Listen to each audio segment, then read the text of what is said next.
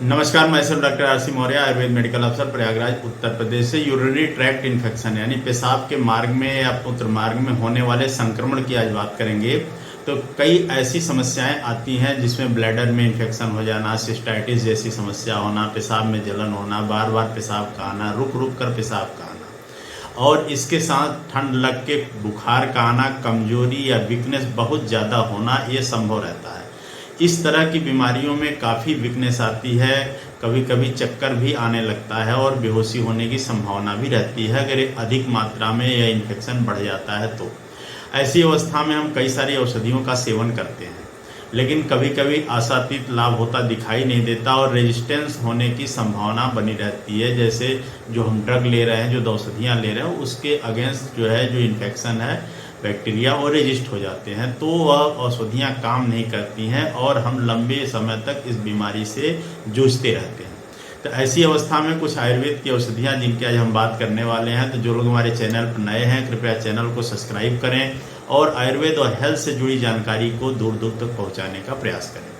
तो हम बात करते हैं तृण पंचमूल की। तृण पंचमूल जैसा तृण नाम है, तृण का अर्थ होता है जो घास फूस होती है। तो इस तरह कुछ औषधियाँ हैं जो तृण के वर्ग में रखी गई हैं। जैसे बड़े वृक्ष होते हैं, छोटी औषधियाँ होती हैं, बड़े पेड़ होते हैं, कई तरह की जड़ी बूटियाँ होती हैं। तो उसमें कुछ ऐसे तृण वर्ग के जो औषधियाँ होती हैं, जैसे तृण पंचमूल में भेषज रत्नावली में 5 औषधियों का एक ग्रुप बनाया गया है जिसको तृण पंचमूल कहा जाता है। यानी औषधियों के मूल यानी जड़ को लिया जाता है। तो यह औषधियाँ कौन कौन सी हैं इसी की बात करने वाले हैं। तो इन औषधियों में कुश, कास, सर, दर्भ और इच्छू आप सभी लोग जानते हैं। कुश कासा यानी सरपत जो होता है, दर्भ उसी वैरायटी का होता है, और इच्छू यानी गन्ना जो होता है, गन्ने का जो नीचे की जड़ होती है उसको लिया जाता है। तो नदियों के किनारे, बड़े बंजर एरिए में या गांव क्षेत्र में कुछ ऐसे स्थान होते हैं जहां खेती बाड़ी कम होती है, वहां कुश, कासा, सरपत और दर्भ इस तरह की वनस्पतियां पाई जाती हैं जो बहुत ही अच्छा इस तरह के बीमारियों के लिए होती है। ये औषधियां वात और पित्त सामक होती हैं, यानी जलन जो होता है, जो बर्निंग न्यूट्रिशन होता है, पेशाब में जो बार बार इन्फेक्शन की वजह से जलन होता है, घाव होता है, या सिस्टाइटिस या यूरिथ्राइटिस होती है, उसमें यह बहुत ही लाभकारी होती है। इन औषधियों का एक समन्वय बनाकर इन औषधियों को बराबर मात्रा में साफ सफाई करके उसको रख लिया जाता है, और रखने के बाद इस औषधि का प्रयोग काढ़ा बनाकर किया जाता है। कुछ फार्मेसियाँ इन औषधियों का घनस्वत्व बनाकर भी प्रयोग कराती हैं, टैबलेट बनाकर, लेकिन काढ़े का प्रयोग बहुत ही फायदेमंद होता है।